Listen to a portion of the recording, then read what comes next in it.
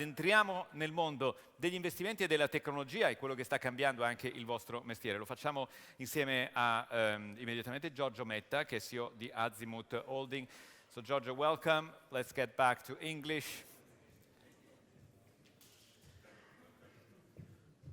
Here we go. Ciao, Giorgio, good morning, everyone. È un piacere. It's Nice a pleasure meeting having you. Now, Giorgio, let's start.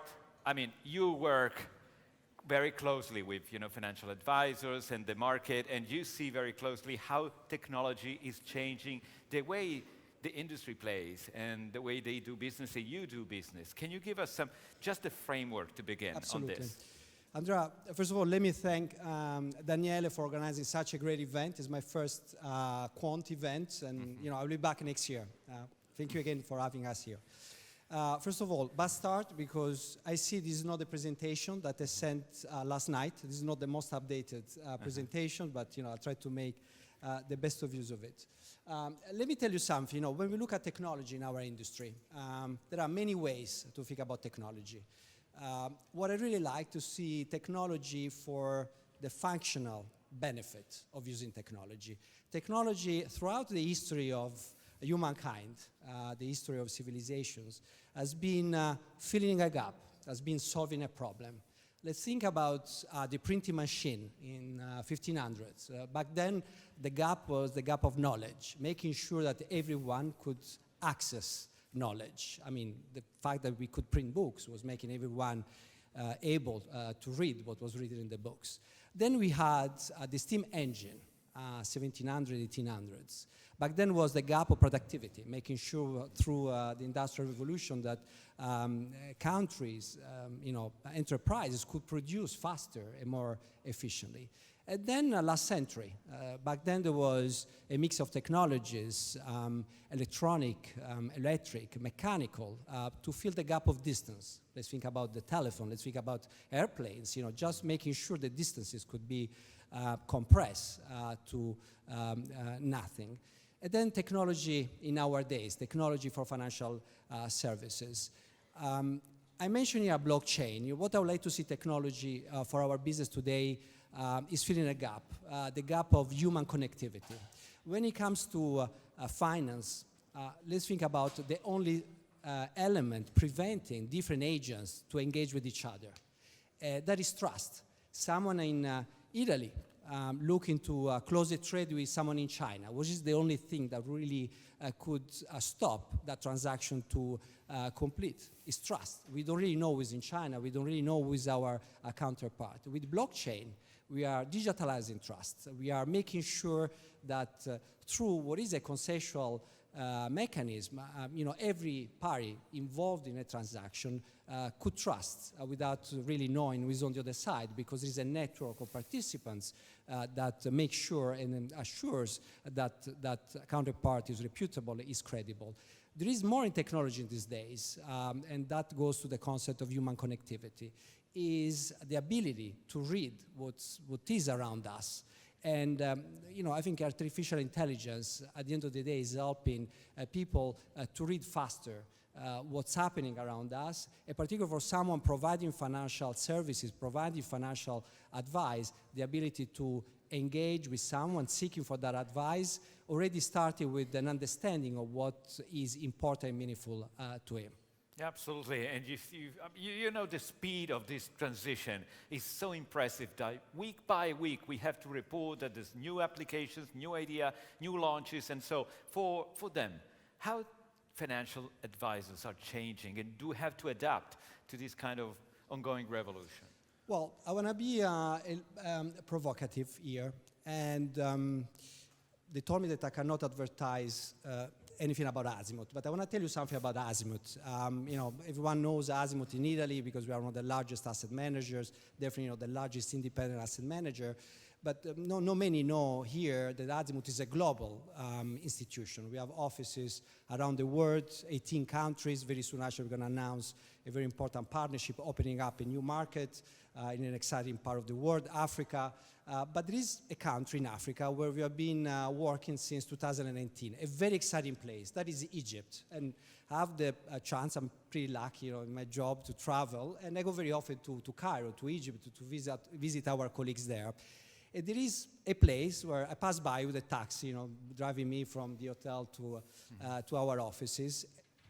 These are the pyramids of Giza. I see that on my way to the office. And I really wonder, every single time I see this wonder of architecture, how is it possible that the Egyptians, they went from this to be today, what is a very exciting place, but is a frontier market. It's not even regarded an emerging market. In 10 years, it's expected to be one of the 20 largest economies in the world, but today is one of the countries with the lowest GDP per capita. And I think this is something that makes me wonder, but also reflect on the fact that in our job, financial advisory, asset management, very often we focus on financial performance. But financial performance is the equivalent of pyramids. You can look at the financial performance, you can be very proud of the money that you made for your clients, your ability to generate performance, but tomorrow is another day. The challenge that you have, the threats that you have for your existence are very different. And I reflect very often on what are the existential threats to our civilization, to our industry. And first of all is markets. Markets are changing. The markets for the next 10 years will be very different from the markets that we have known so far. We always say past performance is not indicative of future performance. I have to say that at this time in history, the history of financial markets are not very representative of what we're going to live. Secondly, clients. Clients are changing. Changes from a social, cultural, social demographic. Things are changing very fast. The clients of tomorrow are not the clients of yesterday. We're going to talk most probably about generational transfer of wealth. And then regulations. Regulation is becoming very demanding. Transparency is becoming something that obviously we welcome, we are very committed to, but is really impacting, disrupting our ability to serve clients, because sometimes transparency means constraints and, as such, not necessarily creating benefits for clients. And then we have technology. Technology, we often say technology changes the way we operate. Actually, technology is changing the way we see the future. That is something pretty meaningful when we look how technology should be used in our business. And then, just to come to the very question you're asking, how financial advisory can change. I mentioned, obviously, the importance of financial performance. I mentioned the existential threats that we have today, only looking at financial performance as an indicator of our ability to provide a good advice to our clients. Well, I think today technology is an enabler, is an accelerator in making our clients to do something else, generating financial wellness. Today we invest money because we have real life objectives. We all have a life where at some point we will stop working, so we will retire. We want to just make sure that that day is an happy day for us. We're not going to be thinking about working, we're going to think about enjoying our lifestyle. We have kids. We have to make sure that education is the best that they can achieve, so we need to save for them. Most probably we have bought real estate, so we have a mortgage, so we have financial liabilities. We want to enjoy life every day, even if we work 8 to 9, so 13 hours. It's changed also that in our lifestyle. So we want to enjoy our life, at least when we go on holiday. We want to make sure that there is always money on the side for emergency. These are real life objectives. In Azimut, we have created a set of 12 of these objectives. These are KPIs.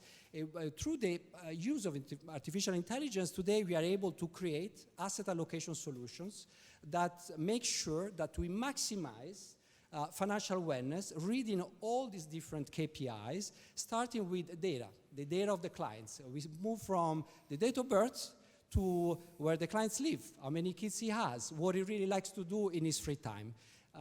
Financial advisors will no longer be fund selectors or asset allocators, will be financial planners, will do planning that at the end of the day is what will make the difference in providing one thing that would be probably the key differentiating factor in our business, the ability to provide the personalized service to the client. Absolutely. I mean, at the core of the job is to manage the relation and to understand the needs of these families. And when I saw the pyramids, well, I remembered the fact that one of the largest Italian wealth and private bank in Italy, we had an interview this week on CNBC, and he said, well, more than 80% of our asset under management, wealth under management, are controlled by people which is over 70.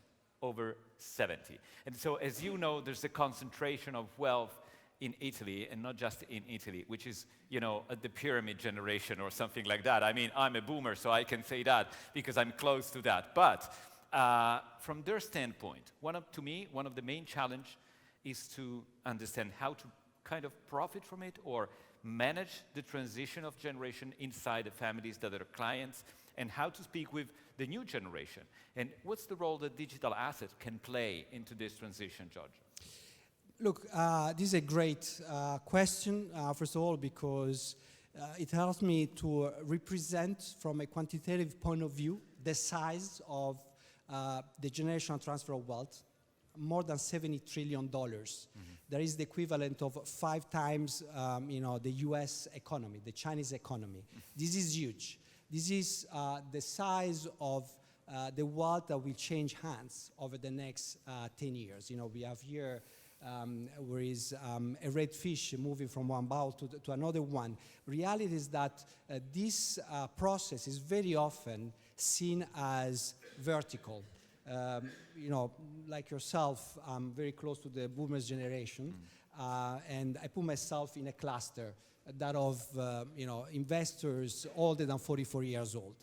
And normally we see this part of the market, this part of the investor base, moving wealth on a vertical fashion downwards, towards the younger investors. And that is, a research published by Bank of America a couple of weeks ago, where they represent what are the investment preferences of older investors, the boomers, versus the younger investors.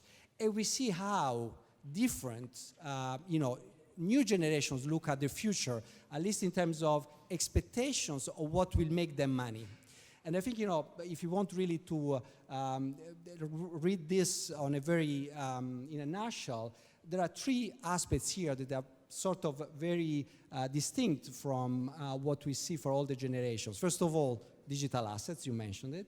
Second of all, direct investment economy, what we call private markets investment. And third, sustainability. I think that is very important.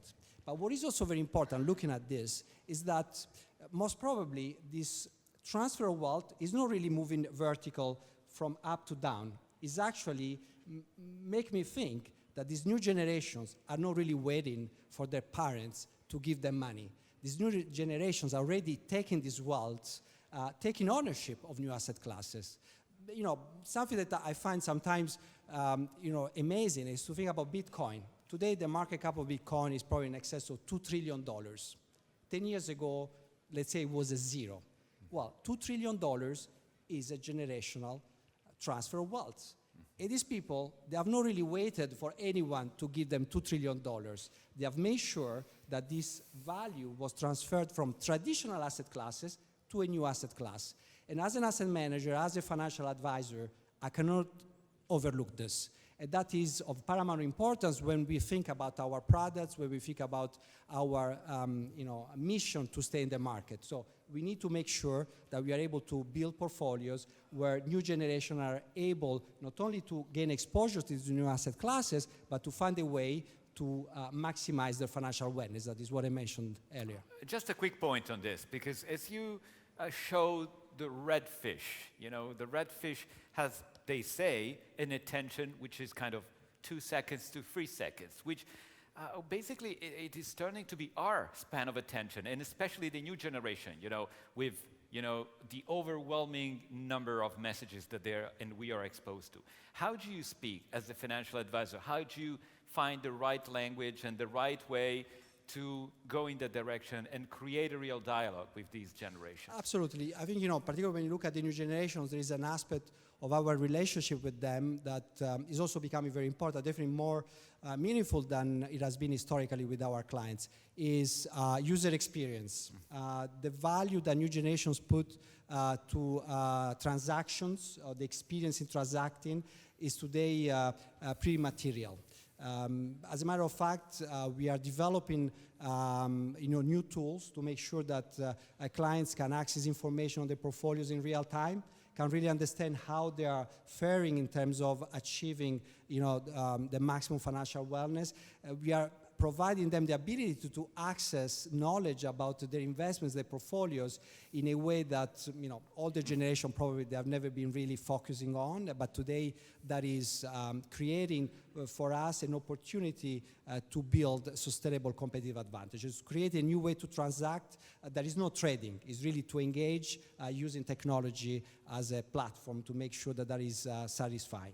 All right, and so lastly, I know that Azimut is maybe the only multinational asset manager here in Italy, because from Australia to Turkey to, I think, Brazil to the US, you're kind of everywhere. And my question is, how do you see the cultural difference, of these different markets? We already mentioned the US and Europe in terms of the approach to digital assets, not just Bitcoin, but also all the rest.